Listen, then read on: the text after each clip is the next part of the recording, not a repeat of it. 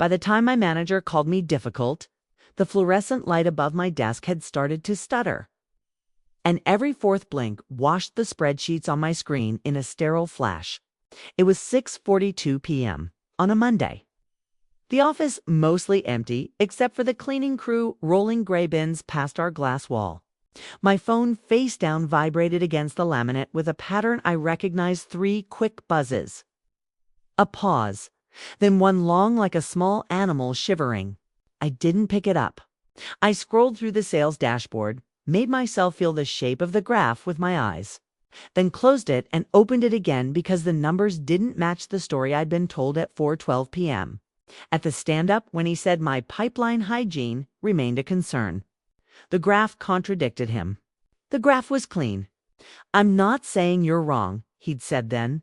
Palms spread toward me, voice threaded with a patient smile. "I'm saying the team finds you hard to collaborate with when you push too much. We don't want to be the ones fixing fires you start." I heard the phrase again, echoing against the empty office. Hard to collaborate with. Difficult. I tilted my phone over with one finger and saw a new message banner from Eli, 7:03 p.m. Door code changed. Talk later. I felt the hard drop in my chest that comes with the last straw, even if no one else sees the haystack. I set the phone down face up this time. I took one breath, then another. I pulled up the document named Q2_evidence_summary. Docs and typed the date at the top, April 17th. I pressed save. Then I opened a blank email, addressed it to myself, and wrote the subject line like a lifeline. For when someone says, "You're the problem." They hired me in January during a cold snap that made our lobby plants look like props. The company had a mood board aesthetic pale wood tables. Make it right in vinyl letters over the kitchen and a workflow mess that turned deals into driftwood. I had for months to prove I could fix a path for revenue where all the edges were clogged by polite delays. "You seem like a pressure washer," my manager, Clark, said during the interview, leaning back in his chair and steepling his fingers like people in movies who want you to think they're wise. "We could use some force." I took the badge and the starter swag and the Chromebook that creaked when you opened it. I took the comp plan, a base that would barely cover my rent, and a commission curve shaped like a dare. The first week, I kept my head down and learned the names of the systems: Pulse for pipeline, Hazel for customer notes, Ledger for quotes. The names were cute. The reality wasn't. There were discovery calls with no notes, quotes sent from personal Gmail accounts, and a folder labeled old stuff that held $220,000 in expired opportunities. I built myself a checklist called Door Frame, because if you fix the frame, the door stops sticking. I asked for read access to the raw data so no one could pretty up a report before I saw it. Clark said, "Transparency, absolutely," and forwarded me the link a day later. By February, people wrapped their requests to me in apologies. "Can you look at this?" they would say, "if you have time." As if I needed permission to do the job I'd been hired for. I started a ritual. 7:45 a.m., lights still off. I would sit at my desk with a coffee and open Pulse. I would pull created by filters and hover over names. Then cross-check in Hazel. Then check the timestamps: 9:14 p.m., 2:03 a.m., because time told its own truth. I wrote small notes to myself like a scout mapping trails. Dina's deals stall with legal. Kieran's follow-ups happen on day 11. Clark's forecast edits never changed the total. Only the close dates. My notes lived in a document called Grain. I never sent grain to anyone. I just kept it open and I added to it every day. On March 6th at 10:17 a.m., I flagged a bug in Ledger that changed line item discounts if you duplicated a quote. I sent the email to Ops and CCD Clark. The subject: Reproducible Discount Drift Customer Exposure Risk. I attached a Loom video of my screen with my cursor moving carefully over the issue. At 1:04 p.m., Ops replied with, "Thanks, we'll get to this," and a smiling emoji. At 4:29 p.m., Clark replied, "Let's not scare people with terms like exposure. We've got this." On March 19th, Eli, my partner of 2 years, put a glass of wine into my hand and said, "You're intense right now." He wore the hoodie I bought him at a pop-up last summer, and his hair was damp from a late shower. I'm intense because the system is a pile of random sticks, I said, and he said, I didn't say you were wrong. He kissed my forehead like a refund. We ate black bean tacos standing up. He told me his startup was between raises, which meant they had a pitch deck and the door code to a co-working space. We laughed, and I pretended neither of us had checked our bank accounts that afternoon. And when my phone buzzed, he reached for it first and squinted. Who's Clark? He'd asked. My manager, I said. He just calls at weird times. Eli put the phone down gently like it was sleeping. It was always about timing. On April 17th, when Clark said difficult, he did it in a meeting called Alignment Chat. He'd invited HR, who watched us like a tennis match. I asked, what specifically? He said tone, velocity. The way you ask for things implies someone else dropped something. I kept my face like a blank page. I said, can we anchor that to an instance? He tapped his trackpad and projected a screenshot onto the glass wall behind me. A Slack message from me. Timestamp 9:53 a.m., March 27th. All it said was, can someone please add the onboarding docs to 23,184? Nothing in Hazel. THX. He paused like he'd just found contraband. That tone, he said. It reads like an audit.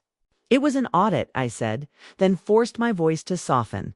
By audit, I mean we lost the last deal because we didn't send onboarding docs for 8 days. And I wanted to make sure we sent them for this one. I could feel HR's eyes on my cheekbones. I didn't blink. Also, I said, please and thank you. We don't want you to feel like you have to do everything, he said. That's why we have teams. I don't want to do everything, I said. I want us to do what we say we do. Your job is to sell, he said. My job is to sell, and the way to sell is to fix the things that stop us from selling, I said. He made a note in his notebook, and I wondered what word he'd write defensive. Probably. He closed the notebook with ceremony. I'm labeling this as a coaching opportunity, he said. I'm going to share with the team that we're working on your collaboration style. I said, okay, because you learn when to say okay. Then I took my coffee back to my desk like it weighed 100 pounds. I grew up in a family where help meant we'll handle it for you as long as you don't complain about the price. My mother kept a key to my first apartment. She would say, I only come when I need to drop something off. And then drop off a bag of folded laundry, a tub of soup, a brown envelope with magazine clippings of furniture she preferred to my own. At 25, I asked for the key back, and she cried for 13 minutes on the phone. Then mailed me a keychain shaped like a tiny house. She wrote, home is where we don't lock each other out on a post-it. I kept the keychain in a drawer and locked the door. As a kid, I learned to be polite in ways that protected me. I learned to keep my room clean so my mother wouldn't have a reason to enter. I learned that tone had more to do with how much space you took than what you meant. I learned to smile in photos where I didn't want to be. That muscle had memory. When Clark said difficult, that old muscle twitched. I wrote the phrase on a square of paper and stuck it on my monitor where only I could see. Don't negotiate with vague. The pressure loop started quiet. First loop, March to April, the bug that drifted discounts. I tallied one customer who received a quote at $19,500 and a revised version at $19,250. Same scope, same timestamp drift. I took screenshots and saved them in a folder called Drift. I asked Dev to look at it when you can. They said next sprint. I watched a deal die when the customer said, if the quote changes this easily, how do I trust your numbers? I recorded that exact sentence in Hazel at 3:21 p.m. April 3. I added a comment. This won't be the last time. Second loop. April to May, the ghosted onboarding docs. We added a mid-size education client worth $84,000. They asked for access by April 13. We didn't provision until April 26th because the customer success team didn't get the JIRA ticket, which meant they thought they had nothing to do. I found the ticket stamped assigned, unassigned. I printed it like a small art piece and taped it inside my notebook. No one owning it means everyone thinks someone else owns it. I said to my reflection on the walk to the train. I said it again into my voice notes, which I titled May What I Won't Forget. Third loop, May to June, the forecast edits. Clark pushed close dates out by exactly 2 weeks on 4 deals while keeping the total number the same, which made his Q2 still on track slide sit still while the rest of us ran. I captured the changelog at 11:02 p.m. May 29th. Small gray text on white that said, last edited by Clark. I texted my friend Maya at 11:16 p.m. and wrote, if you ever need to hide a body, put it in a spreadsheet, and she wrote back, only if the sheet has permissions set to anyone with link can view. Maya has a way of making me laugh when it would be more logical to cry. Clark's difficult landed between loops, like a handsaw. I wanted to respond with anger. I wanted to say, you asked for pressure. I wanted to say, you like force as long as it makes you look both strong and clean. I didn't say any of that. I made a plan, the ethical kind that doesn't give anyone else's lawyer an easy day. First, I wrote a list in my notebook, a list framed by timelines and not names. I put dates and weight on the things I'd felt. April 3rd, customer quote drift. April 13th to 26th, provisioning gap. May 29th, forecast date edits. I identified what to collect emails with timestamps, Jira ticket IDs, CRM field histories, the before and after of the discount bug. I kept the receipts inside factual boxes. No adverbs, no adjectives that wandered into the woods. Warmly and frankly, don't show up in Discovery. Screenshots do. Second, I started copying myself on my own emails to my personal archive. BCCING, my private address with the subject work log topic. I used BCC because I'd watched an associate at a prior job see themselves and then be told it violated a policy I hadn't seen. I checked the employee handbook at our section 8, to employees, to may retain work product for the purposes of performance documentation, provided it does not include customer P. I underlined that sentence in blue and taped it to the wall behind my monitor, the one facing the window, where no one could see. Third, I set a small, precise boundary with Clark. The next morning, 8:11 a.m., I sent him an email that said, hey Clark, thanks for the feedback yesterday. To help me calibrate, can we try this? When there's a concern about my collaboration style, let's anchor to a specific message or decision with a date time. I'll do the same on my side. It'll help me improve faster. Thanks. He replied at 8:23 a.m. Sounds good. With 2 exclamation points that always felt like a warning. At 8:27 a.m., I started writing what would become the plan, though I didn't call it that yet. I just traced the contour of what transparency would look like if visibility wasn't used as a weapon, but as a light. I created a new Google Sheet called Q2_pulse_sanity, colored the header row, and defined the columns deal name, created date owner, forecast date original, forecast date current quote amount original, quote amount current, provisioned YN, provisioned date notes link. I added a column for evidence, where I would paste links to the email threads and screenshots saved in Drive with names like 202-40403_quote drift_screen. Move. I shared it with myself and my personal email in Viewally, because paranoia can be a kind of safety. What are you doing? Maya asked when we met at the coffee shop 2 blocks from the office, where the barista always wrote my name with an extra E. It was April 27th. My latte tasted like concentration. I'm lining up my ducks, I said. You mean receipts? Receipts, I said. She glanced at my screen.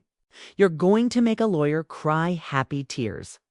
I'm going to make it so that when someone says I'm the problem, all the data nods no. Meanwhile, Eli changed the door code and sent the text I'd seen. My stomach knew before my mind did. He said the co-working space had shifted to a members-only model and to email him for a guest pass. He said he had to protect the hardware. I stared at the text as if it could learn a new meaning if I did. At 7:27 p.m., I wrote back, members only.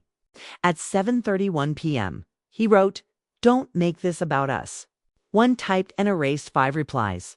At 7:54 p.m., he wrote, "We'll talk later." At 8:13 p.m., I put my phone in a drawer and took out an old book I used to like because it promised you could do hard things if you did them in the right order. I read 3 pages and didn't remember a single sentence. We talked the next afternoon in the park where the grass pressed green stains into my shoes.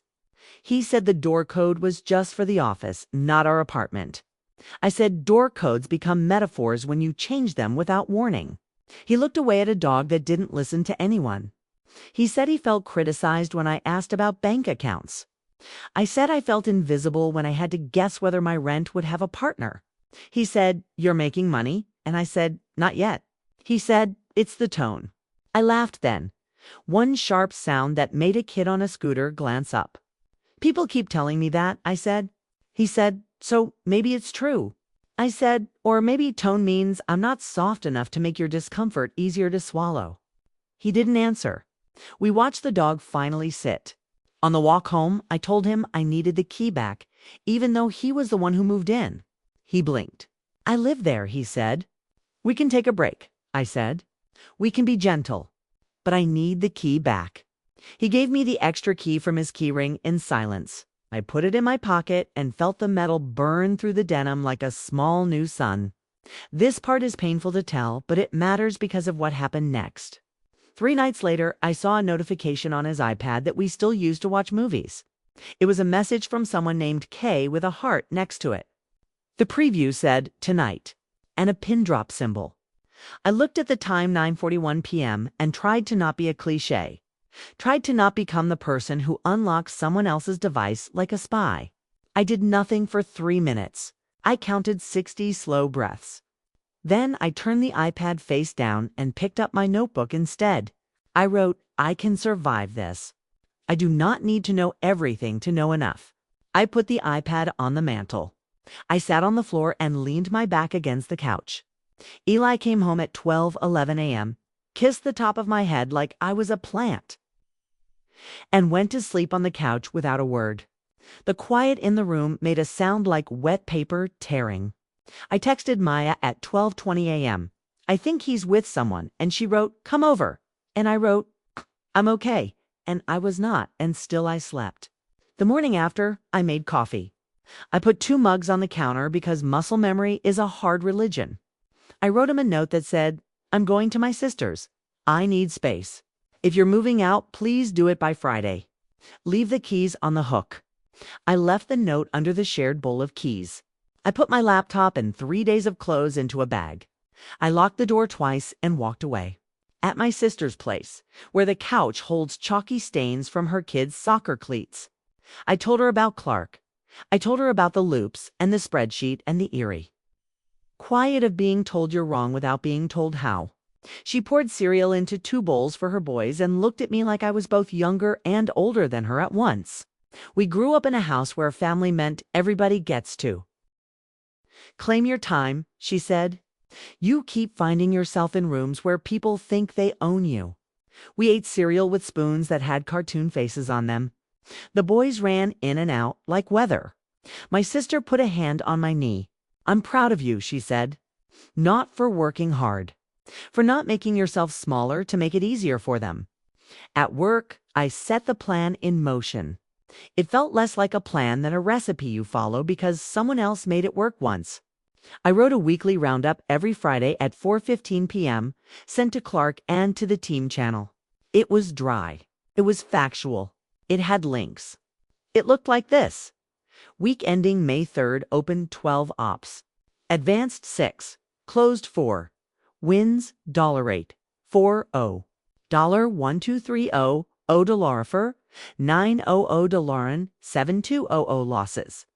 $15,000 competitor. $9,500 legal delay. Now, next quarter. Provisioning time averaged 6 days last week, 11. Drift bugs still present. See evidence link. Details here. Link to queue to Pulse Sanity. No one could call that tone anything but necessary. The next week, I added the exact JIRA IDs for provisioning. The week after that, I added a column of blocked by because I learned that naming friction makes friction behave. I scheduled a one-to-one with HR, quietly, without heat. I sent them the plan. I asked a single question. When feedback focuses on tone, how do you recommend we ensure it doesn't erase content? The HR rep, a woman named Janelle, with a voice like a warm hoodie, said, "I wish more people asked that." She said, "Bring the content, where you can depersonalize the data. Ask for behavior change tied to measurable outcomes. Suggest templates." She said, "And if things escalate, you have a record." After the call, I added a new tab to my sheet called Templates, where I pasted subject lines and message structures. Subject: Onboarding docs deal 23,184 body. Hello. Attaching docs ABC request. Please send within 24 hours. Measure provisioning time days. I made the request so easy to say yes to that saying no would look like vandalism. In the middle of May, Clark changed his style. He started cross-checking me in public, asking, "Did we really send that? And do we have proof?" I learned to keep everything one click away. On May 16th at 10:22 a.m., he said, "I don't see the onboarding docs for 23,019. I pasted the link to the Hazel entry with a timestamp. Sent 202-405-09-1407 and the attachment names. Onboard 3 PDF, access keys, TXT. He said, "Okay." He said nothing else. The silence in the channel was so loud I could hear the blood in my ears. In June, my dad called. My parents are divorced, but they keep each other's numbers like retired roommates. He said, "Your mother told me you're being difficult at work." I sat down on my sister's porch steps because the sprinkles from the lawn were threatening my shoes. "I'm being the opposite," I said. He said, "She hears what she wants." I said, "That's why I tell her less." He was quiet. Then he said, "I'm trying to be better about this stuff." I looked at the sky because it felt safer than looking at the thought. "I know," I said. He said, "Send me a list of what you need when you need it." My throat stung. "Okay," I said. Starting with, "No sharing my work stories with Mom unless I say okay." He said, "Deal." He wrote it down. He said, I believed him because good men put dates next to their promises. That same week, Eli wrote, "Can we talk?" And I wrote on the phone, and he wrote in person, and I wrote, phone. We talked at 7:03 p.m., June 12th. He said, "I miss you." I said, "Do you miss me? Or do you miss the version of me that doesn't ask for things?" He said, "Does it matter?" I said, "Yes." He said I was with someone. "I'm sorry." I sucked air through my teeth like the room had just cracked. "Okay," I said, because sometimes okay is not agreement. It's a standing stone. He said we weren't, and I cut him off because the details would be acid. "I'm going to ask you for one thing," I said. "End it. If you haven't, then send me a text that says it's over. Then bring me the keys on Friday by 6 p.m. Said, "I can do that." He did both. I kept his text and dropped his keys into the jar with the others, then took a photo of them gleaming in a shallow pool of light. I didn't keep the photo for proof. I kept it because my body needed the picture of a boundary obeyed. At work, my pipeline looked like a string of small pearls. My deals weren't fireworks, but they showed up and became money, which is all a company is. In the end, a story about how the money arrives. Clark didn't like the way I told it.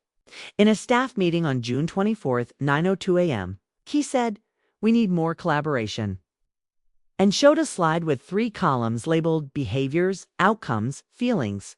Under Behaviors, he listed call, chat, update the team.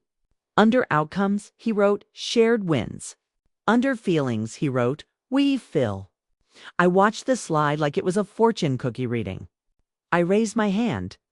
"Can we add documentation under Behaviors?" I said, "and reduced cycle time under Outcomes?" He smiled and said, "We'll take it offline." I smiled back like the earth.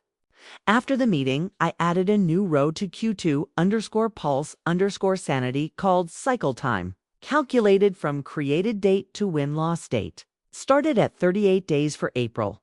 Settled to 27 days by late June. I put the numbers in big font. I stopped relying on anyone's memory. In early July, I received the invite to the quarterly business review. July 10th, 3 p.m. Q2 results CLT plus sales. The subject line made my stomach flip like a coin. Clark would present the deck. My metrics would be a slide with small numbers in a grid. I pictured him smoothing out the story, talking about teamwork and effort and the brand. I pictured him putting my wins into a group bucket, calling them we. I printed the email and wrote in the margin, "Bring your light." Then I wrote underneath, "Clean, legal, ethical." I took a screenshot of the date and time. I wrote a short agenda to myself. Show drift. Show provisioning fix. Show cycle time. Show receipts. Then I did the most important and most boring thing. I asked for a 10-minute slot to share operational improvements from a new perspective. Clark said, "We're tight on time." I replied, "I'll keep it to 5. He wrote, "You can have 3. I set a 3-minute timer on my phone and practiced talking in the bathroom mirror with the fan on. The day of the QBR, I wore the only blazer I own that makes me feel like a fence. I arrived 15 minutes early. The room buzzed like an airport gate. Ops people whispered to each other with their backs to the screen. The CFO, a woman with hair the color of discipline, sat near the head of the table with a paper notebook. The CEO plugged in her own laptop because power is never afraid to touch connectors. Clark looked fresh and tan. I wondered if he'd spent the weekend by a lake. He did that thing he does where he places his hand on the chair behind your shoulder like he might pull it out for you. He didn't. "We'll keep it high level," he said in that tone that says nothing is as it appears. He presented the deck like a weather report. Revenue slightly behind, but trending up. New logos, decent. Churn, flat. He said team effort so many times the phrase lost its oxygen. When he reached the slide with names and numbers, he paused, sensing the gravity. "We've got some strong contributors," he said, "and some coaching opportunities." My name sat near the top. With $216,300 closed and a pipeline of $341,000 committed, I watched the CFO glance at the number, then at me. Clark moved on. He talked about the new enablement plan, a committee, a buddy system, a monthly lunch. He was almost at the questions. Slide when the CEO said, "I'd like to hear from the team. Anyone have a different angle?" There it was, the hinge. I lifted my hand, palm clean. Clark nodded at me, a permission that was neither requested nor needed. I stood to keep myself from curling in. I said I asked for 3 minutes to share some operational changes that affected our cycle time. The CEO curled her fingers in a go-on motion. I set my phone's timer face down on the table and started. First, I said, "Voice even. There's a ledger bug that causes, quote, line items to drift. Discounts when you duplicate a quote." I caught it on April 3rd. Here's a 15-second clip. I tapped the trackpad. On the big screen, my cursor moved, highlighting a number changing from 10% to 11% on duplication. I said, "It cost us at least one deal when the customer questioned the change." I logged it with Ops, and I clicked to the email thread with the subject line in timestamps. It's still present. Ops shifted in their seats. The CFO's pen scratched something down. Second, I said, we reduced provisioning delays. The average time from close to access dropped from 11 days in late April to 6 in early May after we started using a simple request template and tagging the right Jira queue. Here are the ticket IDs and dates. I projected the list. Asking for docs in Slack isn't as effective as a ticket with a due date. Templates helped. Third, I said, cycle time. From created to win went from 38 to 27 days across my deals with a mix of early discovery checklists and less drift in handoffs. I showed the chart a line stepping down slowly, like a calm staircase. These are small changes. They're boring. But boring makes money. I expected Clark to interrupt. He didn't. I expected someone to call me intense. No one did. The CFO leaned forward, tapped her pen against the table, and said, "Why didn't I know about the discount bug?" Ops said, "We had it in the queue," and the CEO said, "For how long?" They said, "Next sprint." The CFO said it cost at least one deal. Clark said, "We don't know that for sure." And I clicked to a slide with the customer email where they wrote, "We're uncomfortable with the changing numbers." The letters looked like a verdict. The CFO exhaled. Fix the bug, she said. Today. Clark cleared his throat. We're all learning, he said. We're moving in the right direction. The CEO looked at me. What do you need? She asked. My mouth went dry. I hadn't planned for this. I looked down at my phone. The timer showed 0:21 seconds left. I said access to the raw data without needing to rely on filtered dashboards. A commitment from ops that critical bugs get a 72-hour triage. A standard template for onboarding requests with written SLAs. The CFO nodded like a metronome. The CEO said done, in the way only she could. Clark said we can get her what she needs, and the CEO corrected him. We can get the team what they need. The room shifted by a few degrees. I felt my shoulders drop like I'd been carrying something heavy and forgot until then. After the meeting, people moved toward me slowly as if I might be hot. Ops asked me for the exact steps to reproduce the bug. I sent them the clip and the timestamps at 3:58 p.m. The CFO sent me a calendar invite for a cycle time deep dive for Friday. The CEO stopped at my chair on her way out and said quietly, "Thank you for being precise." Clark placed his palm on the back of my chair again and left it there an extra second. "Next time, bring me those before the meeting," he said under his breath. I turned to him, smiled just enough to show I wasn't mad, and said, "I did," and tapped the sent folder on my screen where our thread sat with dates. He looked at the screen and swallowed. "Right," he said, and left his handless chair behind. The fallout came in ripples. Ops fixed the bug by Monday, July 14th, and sent an apology shaped like a release note. The provisioning team adopted the template and posted a note in the #wins channel. Provisioning time down to 4 or 5 days. Clark switched to a new narrative. Our team loves data. He tried to align himself with the fixing, as if he had guided it, as if I had been a wind he'd always intended to harness. I didn't care about credit in the noisy way. I cared about stamps on the calendar next to changes you could feel. But there were consequences, and some of them held me, and some of them cut. Clark stopped inviting me to pre-meetings. I found out about 2 agenda changes only when the meeting started. When I asked him about it, he said, "I forgot. I documented those too, in a small file called Access. I kept the file not because I planned to use it. I kept it because I like to know where the exits are." HR called me into a meeting with Janelle and Clark on July 21st. "We want to ensure the feedback loop stays constructive," Janelle said, looking at me in a way that told me she knew I'd come prepared. "There's a perception," Clark said, "that you went around me." I nodded. I asked for 3 minutes and followed process. I said, "I gave you a heads-up email." I did not surprise anyone with anything I hadn't already logged. I handed Janelle a printed copy of the email with the date and time.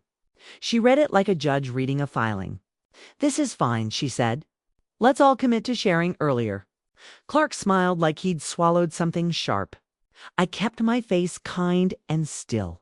I said, "I'm committing to writing everything down. If I mess up, I'll own it in writing too." That sentence is one of the most powerful tools I know. It makes other people want to be as brave. Outside the meeting, I called my sister and told her I wanted to move. My apartment held ghosts and a couch that remembered cries. I found a 1-bedroom on 9th Street with a narrow balcony and a view of the neighbor's lemon tree. It had bone-colored walls and floors that didn't creak, and when the agent said, "Do you have references?" I said yes and handed her a folder with pay stubs. Letters from old landlords and a bank statement I had saved enough to not hate. "You're very organized," she said. I said, "It's how I breathe." I moved on August 1st with Maya and my sister and her boys who turned moving blankets into capes. We ate pizza on the floor at 8:26 p.m., and the boys fell asleep with grease on their lips. We covered them with our sweaters and sat on the balcony until the air cooled. My phone buzzed with a text from Eli. "Hope the move's okay." I wrote, "Please don't text me again." He wrote, "Okay." He listened. By September, I found myself in a new routine I could believe in. I woke at 6:15 a.m. without an alarm, made coffee, and sat on the balcony with my feet on the railing and a notebook on my knees. I wrote 3 pages of whatever my head dumped out, sometimes a recipe for a life I wanted. Sometimes a transcript of a dream that ended with a chase. Sometimes a list of things my body knew before I did. Then I ran to laps around the block, slow, like I might see something important. I checked pulse at 8:05 a.m., no earlier, no later, to set the day's lines. At noon, I walked to the corner deli where the owner knew I liked my sandwich cut on the bias. And if they were out of the seated roll, he'd save one. I ate at my desk only when the day had hands. I ended work at 6 p.m., even if the tide wasn't finished coming in. Ending on time is a kind of boundary, and it teaches your body you will not leave it stranded. The CFO's deep dive on cycle time turned into a series. We found 3 places where friction had built up because no one bolded the dates. We wrote the dates in bold. We implemented a rule. If a deal lingered past 25 days, we named a reason in writing. We added a custom field called Why Not Today, with a drop-down that forced people to choose. Legal, technical, budget, champion left. We didn't ask. People started choosing we didn't ask less often when they had to choose it in front of their peers. I built a small deck called Boring Wins with 5 slides and 5 numbers. I presented it in the all hands, breathing slowly. People clapped because they wanted to be part of something that made sense. Clark nodded through it like a parent at a recital for a song he thought was beneath him. In October, Janelle asked me to lead a lunch and learn called Paper Trails that protect everyone. I said yes, because the point of winning is not to stand alone in the clear light. It is to build a roof under which others can stand. I told a room of 26 people about receipts. I told them timestamps are not aggressive. They are the bones of a story that will be read later when everyone's tired. I told them to write the facts and let the facts do the feeling. I used examples redacted, clean. I put a sample email on the screen, subject request and boarding docs for deal 23,184 by 4/13. Body, hi.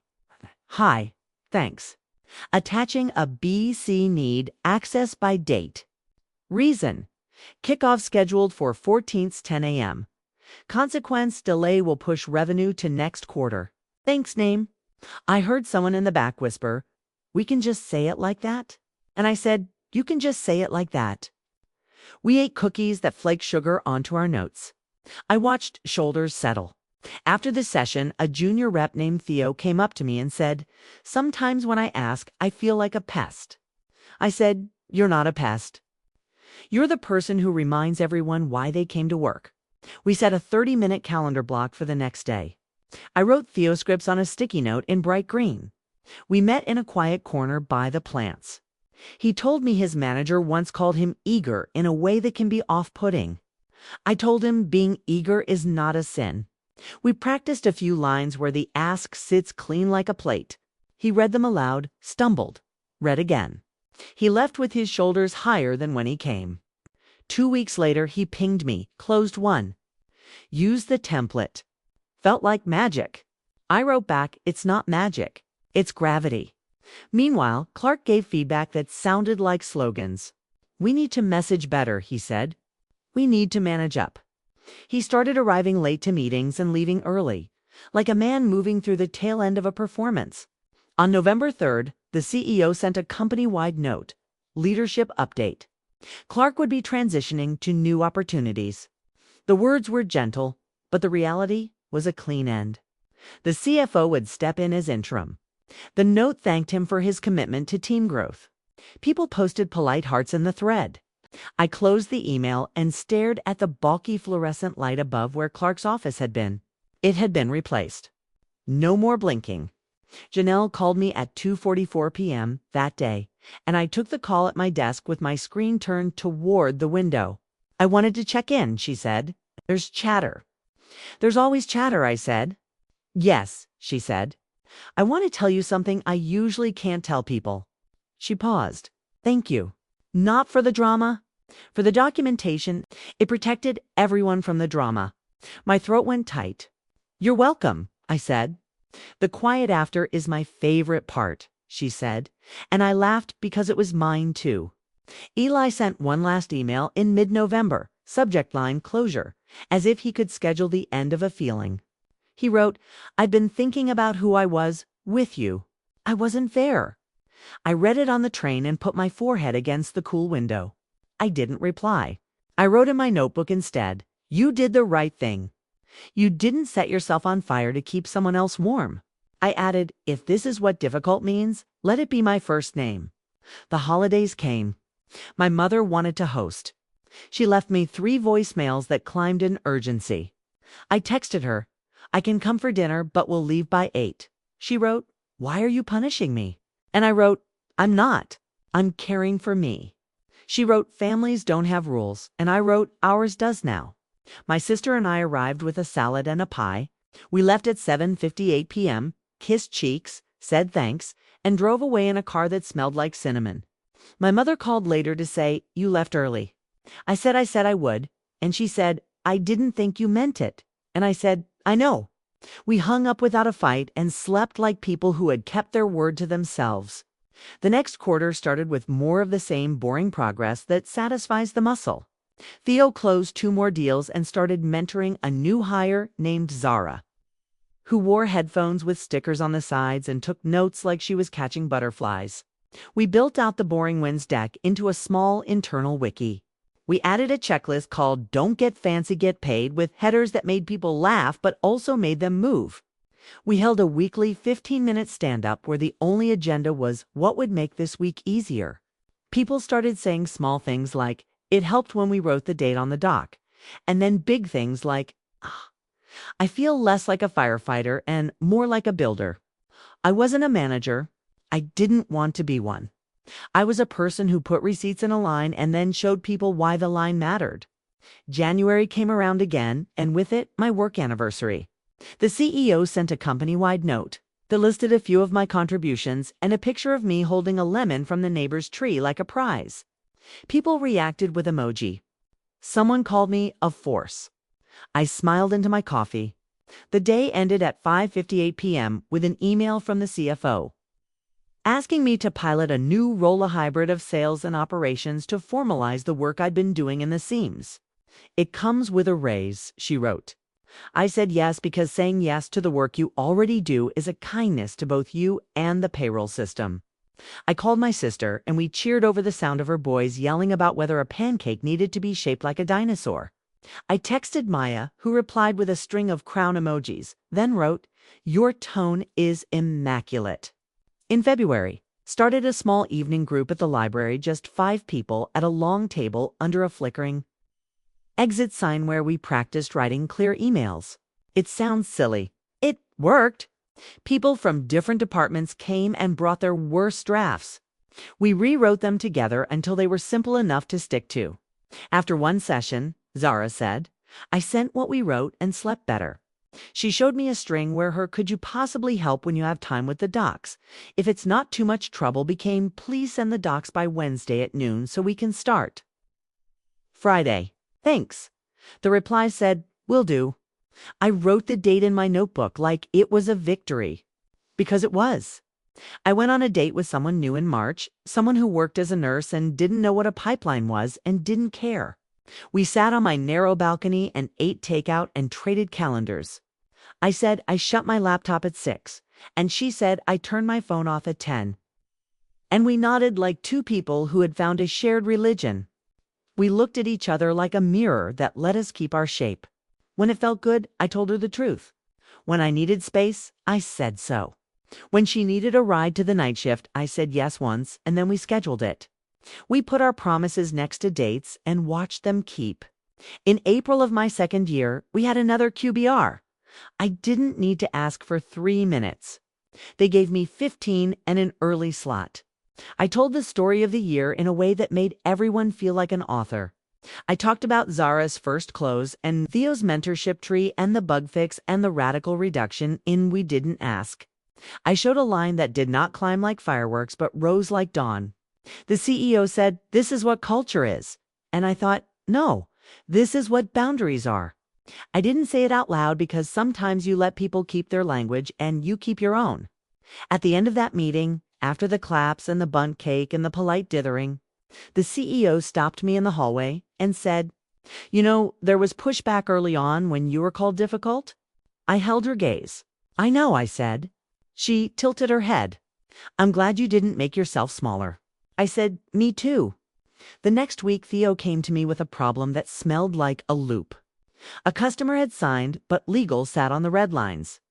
The deal would slip to next quarter and his bonus would go with it. He had already asked 3 times. He showed me the email thread like a bird with a broken wing. They keep saying they're busy, he said, and my manager told me to be patient. He looked like a person standing on a thin branch. Okay, I said, let's write it together. We drafted an email with dates and consequences that did not threaten but told the truth.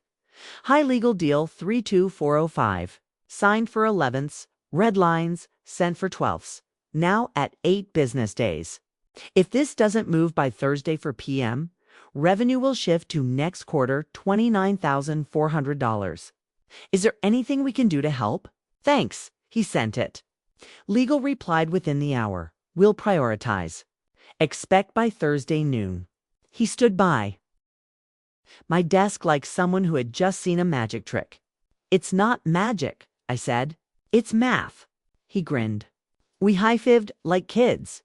When summer came again, the lemon tree across the way burst so hard with fruit it looked silly. I bought a step stool and reached over the balcony with a polite note and asked the neighbor if I could take 1 or 2. He texted back, take as many as you can carry. And I did, and I made lemonade that tasted like the point of living. On a Sunday in July, I sat on the balcony with a glass and wrote a letter to myself for the next time someone used tone like a leash. You are not a problem, I wrote. You are a person who names the problem. The problem doesn't like it. I sealed the letter and wrote open when you forget on the front. A year and a half after Clark called me difficult, I found myself at a picnic table with a new cohort of junior reps, talking about how to survive your first 4 months. I told them funny stories about my first weeks. The way the office used to smell like burnt coffee. The time I mispronounced a client's last name and then sent a note that said, I'm sorry, I care about names, and the client wrote back, it means strong, like your email.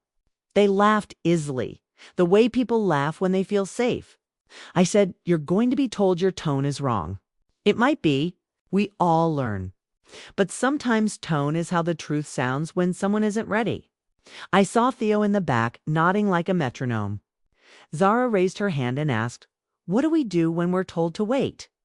I said, if waiting costs money, name the cost. She wrote it down in her precise handwriting. I felt the word difficult drift past me like a cloud I no longer lived under. There were still hard days, days when a deal fell apart because a champion left or a new CFO decided to cut costs and we couldn't make our math make their math work. There were days when my mother left me a voicemail where she cried and said I had changed. I made tea and played it twice before deleting it. Then sent her a text saying, I love you. See you on Sunday at 3. I'll leave at 5, and then did. There were nights when I wanted to call Eli and tell him something funny that happened, and I didn't. And I watched the want pass and leave me whole. There were mornings when my first thought was, I don't want to be a person who has to prove herself. On those mornings, I read the letter I wrote and remembered I don't have to prove myself. I just have to write my dates. When I think about the day Clark called me difficult, what I remember most is not the word. It's the way the fluorescent lights stuttered, a blink every 4th beat like a heartbeat you could measure. I remember thinking you can count the blinks. You can count the days. You can write them down and show them later when the room is crowded and the story needs bones. I think about that now when I send an email with a timestamp, or when I say, I can do Friday at 2. Then I have to go, or when I hold a key and decide where it lives. I think about how boring saved me. I think about how that boredom became a brand that people could trust. I think about being called a pressure washer in an interview and how pressure, applied precisely, is how you get a stain out without tearing the fabric. Last week, Theo sent me a message at 5:03 p.m. that said a customer asked why our numbers changed. I showed him the doc where we log discounts, and he said, I trust you. Closed at 5.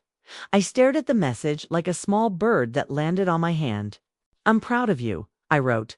He sent a selfie of himself with his hands in the air like a referee. I laughed alone in my living room, and then I wasn't alone, because I could hear, faintly, the neighbor's radio through the lemon leaves, and somewhere, a kid on a scooter was probably learning how to stop without crashing. And I thought, this is what it feels like to have a life. Have you ever set a boundary that changed the whole story? Share your moment 10 if this resonated. Stick around for more true style stories like this.